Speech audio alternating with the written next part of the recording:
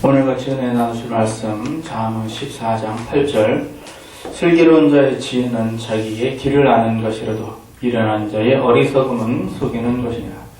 오늘 주신 말씀을 보면 두 가지로 나눠졌어요. 하나는 지혜. 이 지혜는 어떤 지혜인가? 슬기로운 자에 관한 지혜고, 하나는 미련한 자라고 나왔습니다. 미련한 자는 어리석음이라고 말씀하셨어요. 누군가 미련한 자. 그래서 두 가지를 딱 잘라서 지금 얘기했습니다. 슬기로운 자와 미련한 자, 지혜와 어리석음, 이렇게 지금 나눴습니다. 그런데 지혜로운 자는 어떤 사람인가 봤더니 자기의 길을 아는 사람이고, 어리석은 사람은 어떤 사람인가 봤더니 속이는 사람이다. 이렇게 말씀하셨습니다. 잠언 14장 8절의 말씀은 그냥 두 가지를 그냥 딱 잘라서 얘기했습니다. 지혜로운 자와 어리석은 자, 이렇게 딱 잘라서 얘기했어요. 그래서 자기의 길을 아는 자와 속이는 자, 이렇게 나누어서 얘기를 했습니다. 지금 자기의 길을 아는 자와 속이는 자 했는데, 우리가 로마서 8장 1절 이하로 보시면 사람이 자기 마음에 죄의 법이 있고 또 마음의 법이 이렇게 있습니다. 어리석음은 어디에서 나오느냐 하면은 죄법에서 나오죠. 그래서 욕심을 따라서 육체의 소욕으로 말미암아 뭘 하느냐? 어리석은 것을 하게 돼 있어요. 본인은 그것을 어리석다라고 생각을 하지 않고 본인은 지혜롭다고 생각을 해요. 왜냐하면은 이 사람이 이런 자기의 욕심을 따를 때 어떻게 하느냐? 깊이 생각해가지고 작전 다 짜서 자기의 욕심을 따르게 돼 있어요. 그래서 자기 감정이나 자기 기분대로, 자기 이익대로 이렇게 다 해요. 그런데 본인은 이걸 지혜롭다고 생각을 해요. 이 죄법에서 나온 소리는 뭐냐? 결국 이것도 마음의 소리죠. 그러면서 이제 자기의 길대로 이렇게 갑니다. 그리고 마음의 법이 성령의 생명의 법이 이렇게 오게 되면은, 그럼 여기서 이제 성령의 생명의 법이 죄와 사망의 법을 해방을 해서 우리 마음의 법에 지혜를 많이 갖게 되어 있습니다. 그럼 이 지혜가 어떻게 하느냐? 자기의 길을 가르쳐 주게 이렇게 되어 있습니다. 그래서 시편 119편에도 우리가 청년이 무엇을 따라 그 행실을 삼가리까? 주의 법을 따라 삼갈 것입니다. 하나님의 말씀이 내 발의 등이요 내 길의 빛입니다. 그래서 하나님의 말씀이 주의 법이고 하나님의 말씀이 내 인생길의 등과 빛이 된다 그래가지고, 슬기로운 사람은 자기의 길을 안다고 했습니다. 그러니까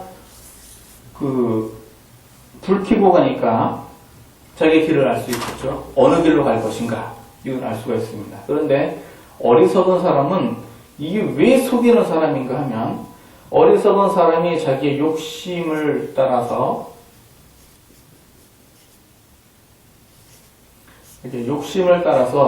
자기 인생길을 가게 되면은 공의를 따라서 자기가 심은 대로 거두게 되어 있죠. 그러니까 욕심을 따라서 가면 어떤 모양새냐 하면은 하나님의 말씀이 없이 가는 거니까 눈을 감고 가는 거예요. 이 눈을 감았다는 얘기는 비유죠. 소성이 안 됐다는 얘기이기도 하고, 눈을 감았다는 얘기이기도 하고, 말씀이 없다는 얘기이기도 하고, 하나님의 뜻대로 살지 않는다라는 얘기이기도 하고, 다 똑같은 얘기예요. 그러다 보니까 가다가 어떻게 하느냐? 인생길 잘 가다가 이제 구덩이에 이렇게 빠지게 됩니다. 구덩이에 빠졌다는 얘기는 또 비유의 말씀이죠. 이게 무슨 얘기냐면 인생에서 자기가 사고 쳤다, 그런 얘기예요. 그래서 예수님께서 탕자의 비유로 말씀하셨는데, 이 탕자는 어떤 사고를 쳤냐 하면은 부모님의 재산을 다 말아먹었어요. 예, 이 탕자는 지금 이런 사고를 쳤습니다. 또 어떤 사람은 부모님의 재산을 말아먹는데 본인의 의지대로 말아먹었지만 어떤 사람은 사기를 당해가지고 속아서 이렇게 말아먹는 경우도 있어요. 또 그 미련한 자가 자기의 말을 함부로 하다 보니까 그 혀로 말미암아 자기 인생길을 태워요. 인생길을 태운다는 얘기는 여러 사람들하고 다른 사람들하고의 관계를 굉장히 불편하게 만들어가지고 그 사람과의 관계가 그 껄끄러워진다는 얘기가 뭐예요? 그게 인생이 이제 덜커덕 이렇게 해서 간다는 얘기예요. 그러니까 사람들과의 관계 문제, 그거를 뭘로 만드느냐? 이렇게 혀로 만드는 거예요. 혀로. 그래서 말을 어떻게 하느냐에 따라서 이 사람들과의 관계를 곤란하게 해가지고 저 구덩이에 이렇게 빠졌어요. 요즘 우리나라 보면 대한민국 전체가 지금 상중입니다. 우리나라. 세월호가 지금 침몰이 됐는데 단순히 배 하나 침몰이 된 게 문제가 아니라 사람들이 많이 죽었어요. 그것도 어떤 사람들이 죽었냐면 주로 학생들이 많이 죽었어요. 아직 판단 능력이 좀 떨어지는 그런 학생들이 죽었는데 누구 잘못으로 죽었냐 그러면 어른들의 잘못으로 죽었어요. 어른들이 어떤 일을 했냐면은 자기 육체의 소욕을 쫓았어요. 자기 이익을 쫓아서 원칙을 다 무시를 했어요. 그래가지고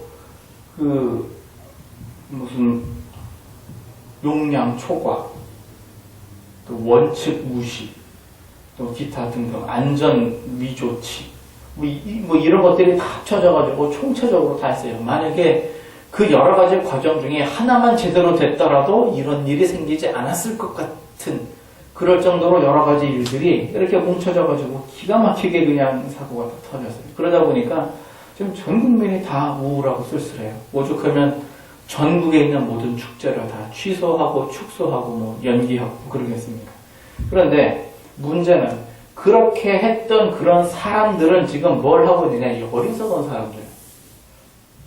사람들은 자기가 잘못을 한 그 대가, 그래서 어떤 일이 생겼는가? 이 구덩이에 빠진 이 문제가 생겼어요. 그래서 인생을 보고 인생에서 무슨 사고를 치고 하여튼 뭐든 뭔가 터졌어요. 터지니까는 어떻게 하는가? 너를 속이는 거예요. 사고를 쳤는데 수습이 안 되니까 이걸 속이는 겁니다. 그래서 사람들이 이건 세월호 침몰은 굉장히 큰 사건이죠. 인생을 자기의 욕심과 기분대로만 사는 사람은 이게 미련한 사람인데 이 사람이 나중에 책임 소재가 생기면 어떻게 되느냐? 거짓말을 하게 돼 있어요. 거짓말을 하는 이유는 왜 거짓말을 하느냐면 사람이 죄를 지으면 어떻게 됩니까? 야고보서 1장 15절에 욕심이 잉태한 즉 죄를 낳고 죄가 장성하면 사망을 낳지요. 그러니까 책임 소재에 관해서 문제가 나왔던 얘기는 지금 사망이 내 발 앞에 지금 놓이게 된다는 그런 뜻이고, 사망이 발 앞에 놓이게 되니까 뭐예요? 두려움이 있죠. 그래서 두려움 때문에 이 사망을 피해가기 위해서 사람은 다 속이게 돼 있어요. 다 거짓말을 해요. 그래가지고 무슨 조사하면 다 나와 그러지만 절대로 자기한테 불리한 얘기는 하지 않고 흔히 거짓말을 해요. 그러나 슬기로운 사람은 자기 길을 딱 압니다. 그래서 그 사고를 치지도 않아요. 구덩이에 빠지지도 않지만 어리석은 사람은 빠졌어요. 왜? 소경이니까 구덩이에 빠졌습니다. 그래서 소경인도는 둘 다 구덩이에 빠진다 그래서 나도 소경, 인도자도 소경. 그럼 어떻게 해요? 둘 다 구덩이에 빠지는 거죠. 그런데 내가 남을 속이는 어리석은 사람이다 그러면은 이제 그 대가를 크게 치르게 됩니다. 이게 우리나라 이렇게 교육에 보면은요, 지식 교육만 하고 지혜 교육을 안 해요. 이걸 잘 안 해요. 이 지혜를 다른 말로 뭐라고 얘기를 하냐면은 세상 말로 창의다 이렇게 얘기를 해요. 지혜 안에 창의만 있는 게 아닙니다. 다른 것들도 많이 있습니다. 지금 창의만 있는 게 아니라 총명도 있어요. 지혜에는 숙명도 있어요. 그 다음에 모략도 있어요. 이 지혜는요, 경험도 들어있어요. 이 지혜는 다양하게 들어있습니다. 그런데 한국의 교육이 어떤 식이냐면 이 지식 교육이에요. 그래가지고 열대권 되는 교과서와 문제지를 막 다 외다시피 막 그렇게 공부를 해요. 이렇게 공부를 해서 시험지를 딱 받아가지고 OX냐, 5번 5개 중에 어떤 게 맞냐, 뭐 이런 거에서 잘 맞추면은 훌륭한 사람이 되어지고 그 사람은 높은 지위와 또 많은 기회를 이렇게 제공을 하고, 그렇지 않은 사람은 자기 인생을 학창시절에도 열심히 살지 않았으니까 청년 시절에 열심히 살겠어요. 장년 시절에 열심히 살겠어요. 그러니까 그런 사람한테는 기회도 별로 주어지지 않고 지위도 높지 않아요. 그러다 보니까 지혜 교육을 하지 않고 지식 교육만 했어요. 우리가 짐승들을 잡을 때 덫을 놓아서 잡으면 어디에다 덫을 놓느냐 하면 그 짐승들은 다니는 길이 그 길이 딱 정해져 있어요. 그 길 외에는 잘 안 다닙니다. 동물들이. 그래서 그 다니는 길을 이렇게 보고 그 길목에다가 올무를 딱 놓으면 그 짐승이 딱 잡힌대요. 그러니까 사람도 이 지식 교육만 하면 무슨 일이 생기느냐면 자기 하던 것만 해요. 하던 것만 해. 다른 거는 잘 안 해요. 그러니까 조직이나 회사나 뭐 이런 어떤 그런 곳에서는 주로 뭐가 있냐면은 시스템이라는 걸 이렇게 짜놓거든요. 시스템이라는 거. 이건 사고를 미연에 방지하기 위해서 그러는 건데, 시스템을 짜놓으면 지식 교육이 익숙한 사람들은 이 시스템 안에서 자기 하던 것만 해요. 다른 거는 잘 못해요. 왜? 지혜 교육을 안 했거든요. 창의를 잘 안 했어요. 그래가지고 많은 100명이 이렇게 딱 있는데 100명이 다 이제 서로 토론을 한다고 합시다. 그 중에 90명은 A라고 의견을 냈고 10명은 B라고 의견을 냈고 그 중에서 또 10명 중에서 또 1명은 또 C라는 의견을 냈어요. 그럼 어느 것이 맞고 틀리느냐? 지식에 충만한 사람들은 90명이 말하는 게 맞다라고 얘기를 해요. 이게 더 민주적인 사고방식이죠. 그런데 창의적이거나 총명이거나 이런 걸로 보면 어때요? 아닐 수도 있거든요. 요셉 한 사람의 의견은 애굽의 모든 사람들 의견과 전혀 다른 의견이었어요. 전혀 새로운 의견이었어요. 그거 그냥 한 사람의 의견이 결국 다 살리는 것처럼. 그래서 지혜 교육이 많이 충만합니다. 우리나라의 세월호의 그 사건은 전형적인 모습이에요. 지식만 한 거예요. 항해사가 된다거나 선장이 된다거나 이렇게 되는 것이 뭐 한순간에 됐겠습니까? 공부 열심히 하고 시험에 합격하고 이래가지고선 그렇게 된 건데, 그 사람들이 왜 유사시에 대처를 전혀 못했느냐? 지혜가 없어서 그런 거예요. 유사시에 대처를 전혀 못하는 거예요. 왜 이제 창의나 총명이 없어서 그런 거예요.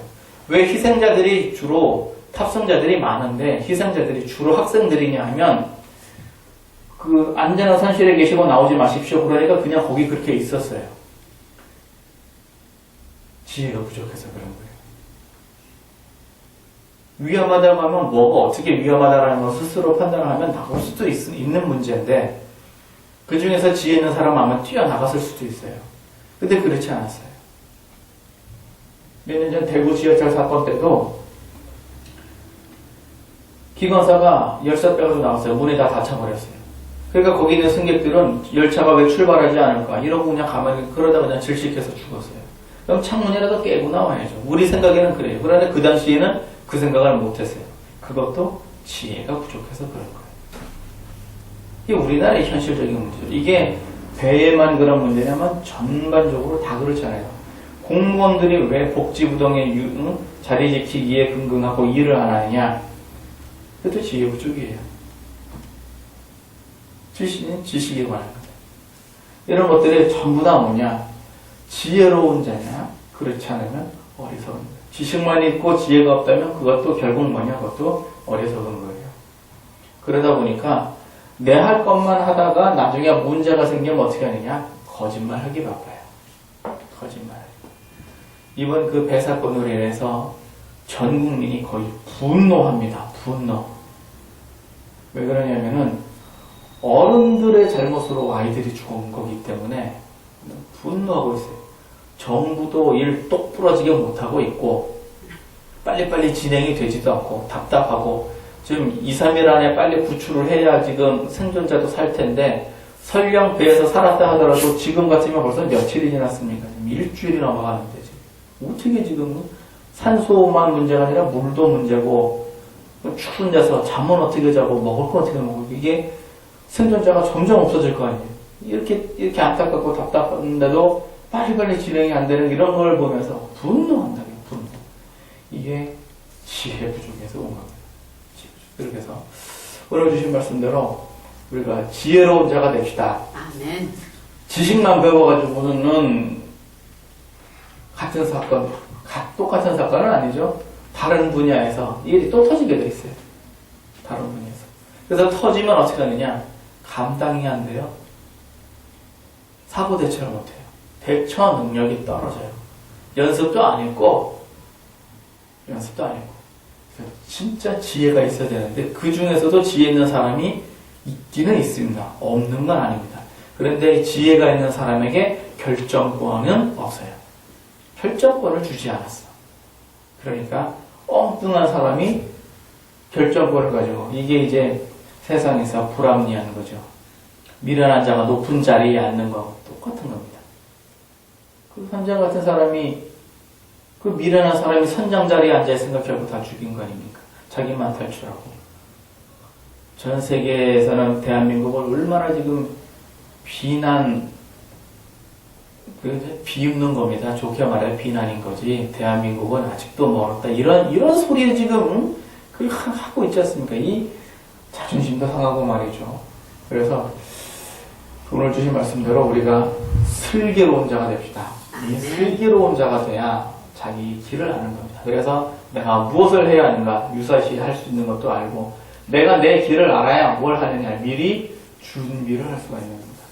그래서 이 지혜로운 자를 뭐라고 표현했느냐? 그래서 그 지혜로운 다섯 처녀와 다섯 처녀. 미련한 다섯 처녀는 어떻게 있는가?